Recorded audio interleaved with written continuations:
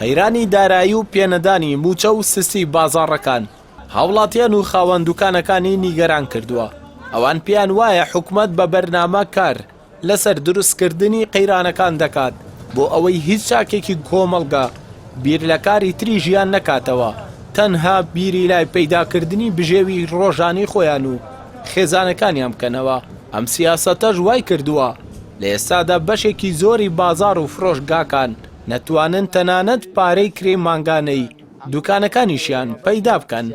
ئەم بارودۆخی کە ئێستا ڕەخساوە بێگومان کاریگەری زۆر نەک تەنها لەسەر موچەخۆ لەسەر کاسبکار هەموو چین و توێژەکانی کۆمەڵگا بە هەموو گەورە تا بچوو کاریگەریشی لە ڕادە بەدەری هەیە. ئەمڕۆ ئەوەی کە زۆر بۆ ئینسانە یێنێ برسێتیە، ئینسان بە برسێتی کە ئەڵێ ڕەجی هاری پێوێ بێگومان ڕەجی هاری پێوەیە. ئەمڕۆ کە من بڕۆمەوە ماڵەوە مناڵەکەم داوای 1000 دیناریەکم لێ بکەوە لە جیرفانمان نەبێ، ئایا تا چ ڕادەیە ئاگر لە دەروونم بەرەبێت هیچ گەشتبینیەک لەبەرەوەی ئەمڕۆ لە دەستێکایە کە دەستی خسۆتە بینەقاقای هەمومان. خەڵک هەمووی تاوانی خۆمانە، هەموو فەقەرەکانمان قوبوڵە، هەموویمان قوبوڵە، خۆمان قوبوڵی ئەوەسەکەی خۆمان هەڵمان بژاردووە، خۆمان ئەبێ باجەکەشی بین. وڵا کاریگەری ئەم بازارە بە بنەی ماسۆ ماس بێت ئێتە هەموو عالەم ئەبوژێتەوە، زۆر ژیانی خۆشە بێ. ئەرەوەڵا کرێکیشم بەخوای گەورە ئاوایە ژیانەکەمان و تکە خۆتانە. وڵی ئمڕۆ ئیشم نەکردووە 250 دەست نەکەوتووە عەرەبانەکەمان. لە ڕاستی ئارەوەڵا کاریگەری زۆر بووە و بازاریش سکوتی هێناوە بگرە. جاران بازارێک زۆر باشمانە وێستا تەنانە خەڵک نەکتوانای فەردەی نێتوانای چیرۆکەشی نەماوە بیکڕێ.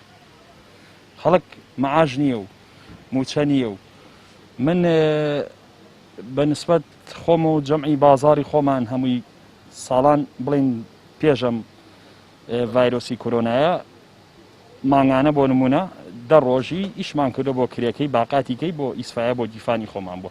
ئێستا بەنسبەت خۆمەوە بۆ نزگەی 4 مانگی ژەبێ من لە جیفانی خۆم کرێم ماوە. ئابووری ناسێکیش باز لەوە دەکات کە بارودۆخی ئێسای هەرێمی کوردستان زۆر خراپە بە جۆرێک کە حکومەتی هەرێمی کوردستان تووشی ئیفلاسی دارایی بووە کە ناتوانێت موچەی فەرمانبەرانی دابین بکات، تەنانەت لێکەوتەی خراپیشی دەبێت.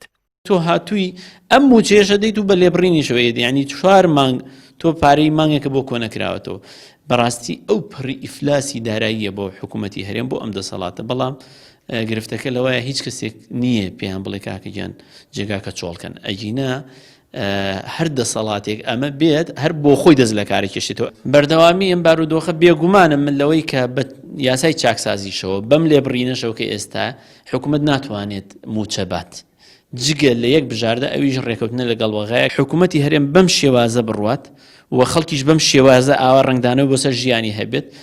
زۆرێک لە کۆمپانیەکان ئیفلاس دەکەن، زۆرێک لەو کەسانی دوکاندارن کرێ دوکانەکانیشیان بۆ نادرێ. بێگومان من ڕۆژبینم تا دێت قەیرانەکان لە هەرێمی کوردستان بەرەو ئاقارێکی خراپ هەنگاو دەنێت بەهۆی نەبوونی موچەوە. ئەمەش وای کردووە بارودۆخی هاوڵاتیان بە تەواوی بەرەو خراپی بڕوات و مەترسی چەندین کێشەی کۆمەڵایەتی و ئابووری سیاسیشی لێ دەکرێت. هاوڵاتیانیش نایشارنەوە ئەو بارودۆخە ئابووریە خراپەی تێکەوتون بە تەواوی کاریگەری لەسەر ژیانیان دروست کردووە و ڕایدەگەێنن ئەگەر چارەسەری ڕیشەیی بۆ نەدۆزرێتەوە چاوەڕوانی کارەساتی گەورەتر دەکەن. هەردەڵا محەممەد کەناڵی پەیام سلەیمانی.